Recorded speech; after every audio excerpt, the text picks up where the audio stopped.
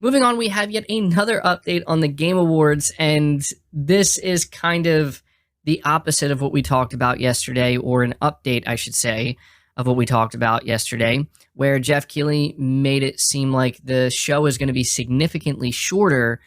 And I talked about this. I talked about how I think it's a good thing, and I think a lot of people were thinking this meant it was going to be maybe like an hour and a half at most, but no, it seems like when he talked about the show being shorter, according to Jeff Keighley, significantly shorter is about 30 minutes, maybe 45 minutes. So reading here from Push Square, it says the Game Awards host Jeff Keighley recently revealed this year's show will be significantly shorter after listening to years of feedback. But if you thought that would result in a tight 90-minute event or so, you might be surprised on the evening. In a recent Twitch live stream, Keighley said he thinks, quote, it's probably going to be about a 2.5-hour show, end quote, as opposed to the roughly 3 hours and 15-minute runtime of last year's showcase. While the show's length still appears reliant on dress rehearsals, the host says that it could go longer depending on speeches given by award winners.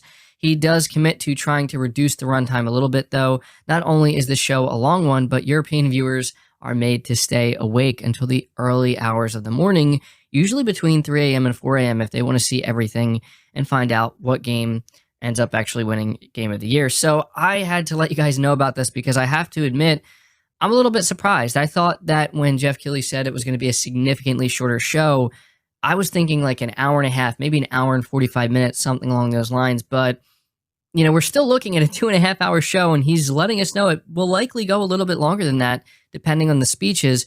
But it is also absurd to think that last year's show clocked in at 3 hours and 15 minutes. I mean, don't get me wrong.